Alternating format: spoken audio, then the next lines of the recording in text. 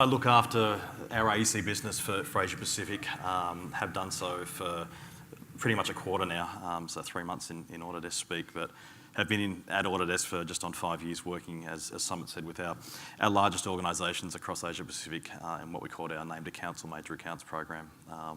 Some of you I know in this room from the previous work, but certainly really excited to be further involved in the AEC business from top to bottom, which is really what the territory covers, and of course in Japan and South Korea as well, and trying to sort of bring the best of all that together. So what I've got for you today is the future of making things from a construction perspective. The future of making things is probably a top-level campaign or awareness message from Autodesk. And if you haven't seen it already, you'll see generic future of making things overviews, online, on web, those sorts of things, but also broken down into industries and sub-industries. And it's really driving, I guess, a standard sort of messaging communication vehicle to all of our customers. We've got a very diverse portfolio. We make mobile assets and mobile tools, manufacturing-based products to design car parts, Revit to do all the great work that you guys and girls do out there. But the future of making things is, I guess, an umbrella brand and message campaign to pull it together. So the slice I'm giving you is, given the nature of today's discussion, the construction angle. And I guess what I'll take you through is the evolution and some disruptive technologies that we're seeing in the marketplace. I'm certainly not going to tell you how to run your MEP or GC style business, but certainly share some observations that we see globally across the industry, and maybe how that's going to shape the life after BIM, if we can imagine such a thing. So, anyone know what that building is? Anyone been there? Yeah, Pantheon in Rome. It's roughly 2,000 years old, give or take a couple of hundred years. Beautiful building in itself, but the dome, which you see here, is the major feature of it. It's the largest non-reinforced concrete dome in the world. It's about 40 metres across. Well, I've got someone playing gremlins on the slides. If I stand here, you'll see the presentation. We'll get this done really quickly. It's 40 metres across, weighs 4,500 tonne, okay? Non-reinforced. The reason they could do it is because of disruptive technology 2,000 years ago. Someone made lightweight concrete. Okay? They put some additives into it, changed the nature of the concrete, made it lighter, and that disruption allowed them to build that structure, as you see it today, still standing.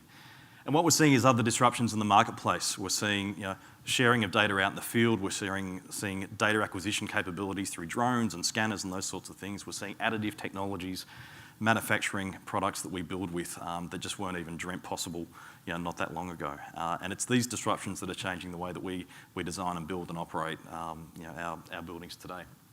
A little like 2,000 years ago when they found a lighter concrete. So what I'll take you through, I guess, is our summary of those sorts of changes. But anyone seen this on any of your job sites? Looks like a safe environment, doesn't it? I'd hate to be that guy. And I guess what we see in speaking with construction is it's known as a risk-intensive industry, productivity challenged industry. Wow, that's going to keep doing that by itself, isn't it? A productivity challenged industry and a risk-heavy industry and a low-margin industry. And I don't think that's changed for a long time. Hopefully we see less of this on job sites around, but I was in Hong Kong a couple of weeks ago and they're building skyscrapers over there with bamboo scaffolding still. Amazing when you see hundreds of metres of scaffolding up in the air tied together with bamboo, literally, right across the city.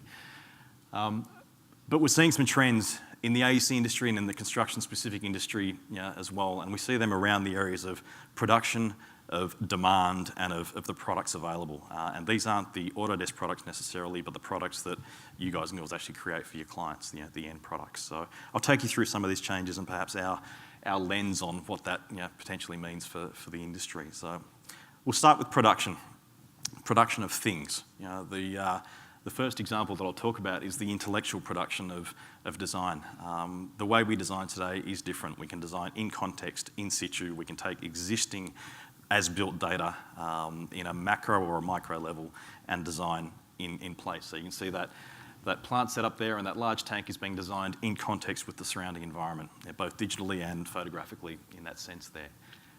The way we acquire data is different as well, as I mentioned earlier. The drones that we see flying around and capturing information, and the fidelity that's getting better and better. It changes the way we create because we can capture without having to go out in the field and measure everything or design in a vacuum.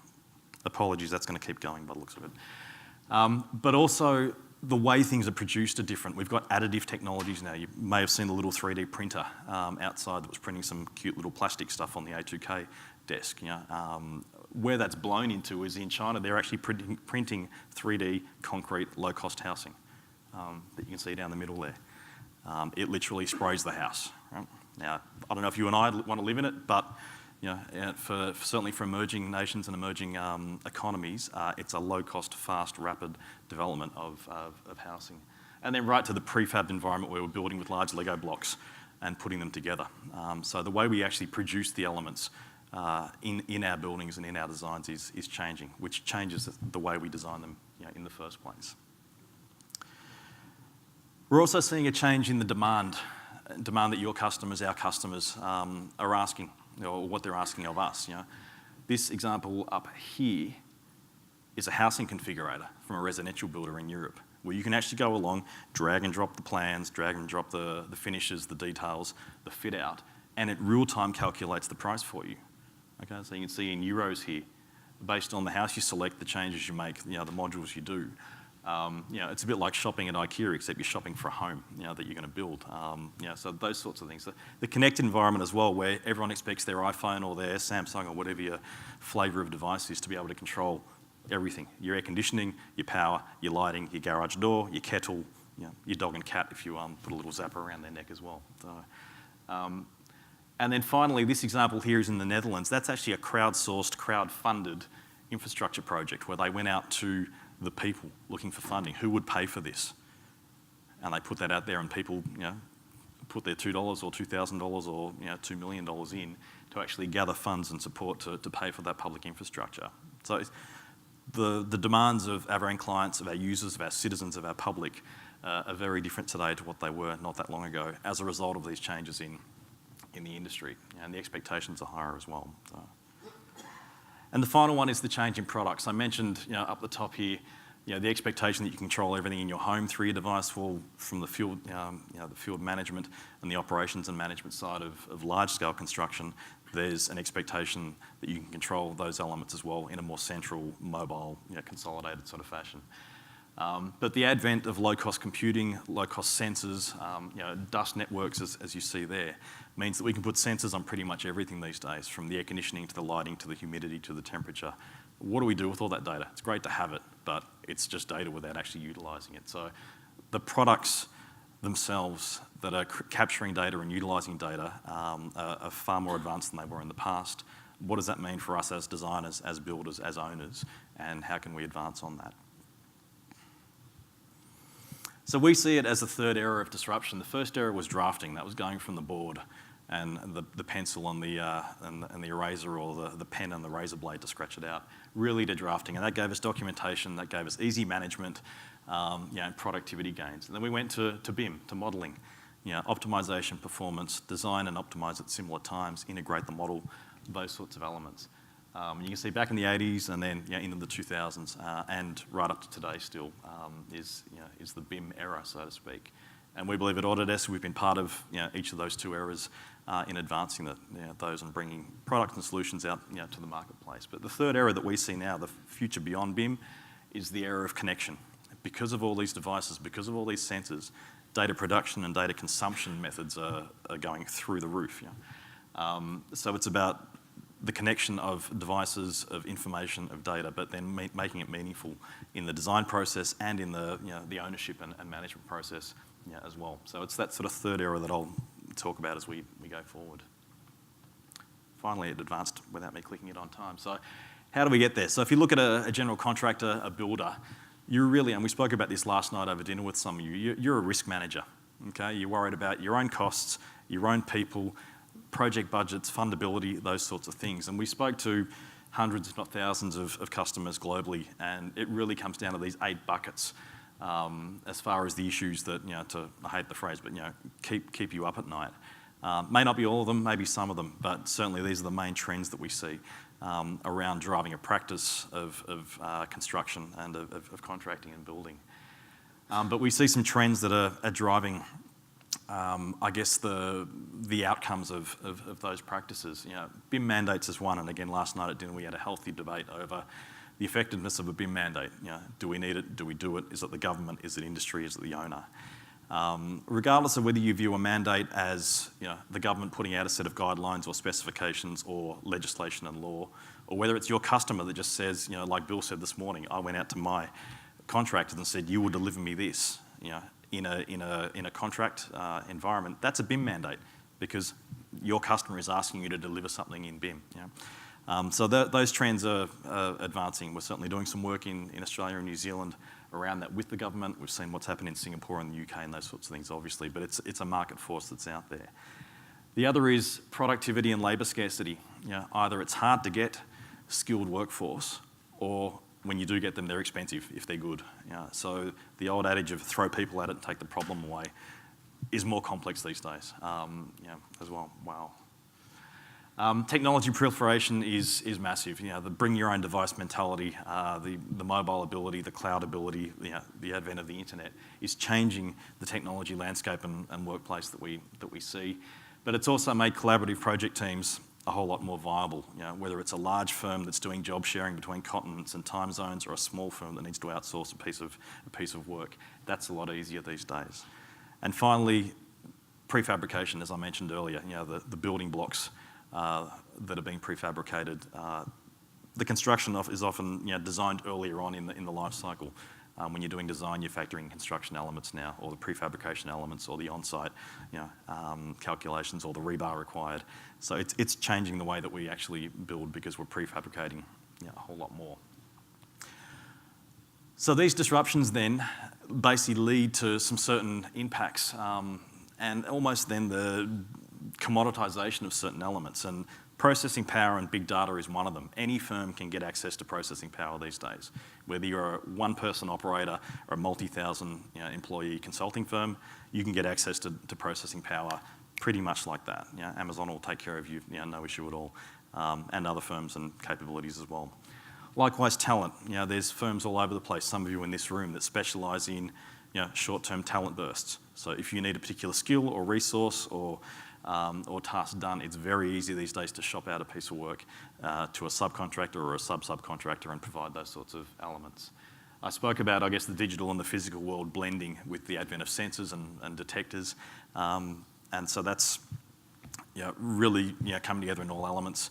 And I guess if you take the whole risk element of it, if we can reduce our risk when we pitch our projects to owners or to government, it hopefully frees up more working capital because there's a lower risk element in our designs and in our concepts and in our projects. So these sorts of disruptions are what we're seeing that's sort of changing the traditional process of the build and design, also design, build and construct element, which is really how we look at the industry at the moment. So really, traditionally it's concept and design, which is separate to analysis, which is separate to prefab, field construction, etc. But really, you can chunk that even together. It was design, build, and operate, and that's how we've done it. And what we see these disruptions doing is blurring the lines between these different elements or different life cycles, where now what they want to do in O&M may actually dictate what happens over here, whether that's a BIM spec or a BIM model or a requirement in the design. It's all starting to blur and converge. And your services as consulting firms or as contractors sort of moves up and down this line. And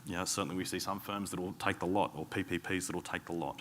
So it's not as distinct and as niche as perhaps it's been in the past, because the nature of projects, the complexity of projects are driving the blurring of those lines together. And then these elements that I mentioned down the bottom are changing because anyone can get access to those sorts of services and those sorts of capabilities, as I said, whether you're a large firm or a small firm. So the niche player can get to some of the capabilities that maybe just the big guys and girls in town had access to in the past. So the workflow is changing, and our place in the workflow individually is changing potentially as well. So then where does Autodesk come into that? Well, it's technology alignment, right? We provide products and services that align to what we see in the marketplace. And what I've shown you earlier is really where we see the evolution of construction and of the AC marketplace in construction going. And so we obviously have products today that align to it. I'm not a product guy. I'm not going to take you through product demos and all that sort of stuff. But we certainly have products that, some that you know well, Revit and AutoCAD obviously. We saw a bit of BIM 360 and its capabilities this morning in Bill's presentation, but you sort of follow down that, that's really annoying, follow down that life cycle and the different products and the different workflows. And it's our job, I guess, to connect a lot of those pieces together. I know there's challenges in workflows. I know there's challenges in integration between Revit and and certain elements, or going to structural and MEP. We're well aware of that, and it's our job as a solution provider to glue some of those things together. And that's certainly what our focus is. But certainly moving right down to the operational facility management side as well. And so we sort of plug into different areas of that life cycle, right? Whether it's concept and design, whether it's analysis and detailing, through Revit, through AutoCAD, through the products that and the different elements of that, whether it's it's rebar and it's concrete, design and fabrication. And then pushing out to, once you've got these fabricated elements, as I mentioned, pushing out to the field through products like BIM 360, where you can take a dashboard of an overall project and drill in, as you saw earlier today, on certain elements of that on the construction side. And then use things like point layout, so that in the field they can actually take a design data with point references and actually load that up into a mobile device on site. And certainly some of the hardware capabilities now with point projection as well mean that you can load a design up into a station. It will spin around and provide the points for you as far as a layout on where do you put your hangers, where do you put your reference points, those sorts of things as well.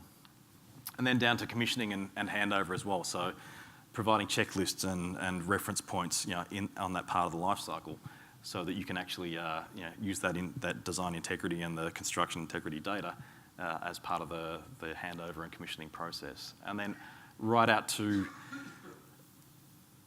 both our own solution and integrating with others like Maximo and those sorts of products. And again, we've got some work to do on that as well. But how do you take that data, and hopefully it's more than just an Excel spreadsheet that the FM team utilise, but using our own products and also really focusing on integration with third-party best-of-breed solutions on that FM side as well. So why Autodesk? And sorry, this is the one-slide advertorial. We paid our money, we got our banner up, so I can tell you this one. Look, we believe we've got flexible solutions right up and down the workflow more than anything else. Different parts of the life cycle. So the offerings we've got out in the marketplace, there's certainly term business models and different licensing vehicles and mechanisms that will let you burst up and drop down if and when you need that capacity. And we're evolving and changing those more and more as well. The integrated workflows are a huge focus for us on the R&D and the product development side. I think we've made a lot of acquisitions in the past. We'll continue to do so, but it's really integrating those and making those seamless between the different design elements and lifecycle elements across the board. That's going to keep going. And really a focus on keeping it open and keeping it accessible. So the different formats, the cloud and mobile integration, the integration and making sure those connection points are available for you. As the life cycle gets more complex, so do the connections between the different points. And so we're trying to really provide as much as we can in that sort of element as well. So what we're doing with customers, I guess I'm not going to preach to you how you should run your business at all, but this is the sort of stuff that we're doing with customers that are looking at BIM and what's after BIM, certainly in the design and construction space. Obviously investing in training, consulting in your own teams and your own capabilities, building on that investment is first cab off the rank.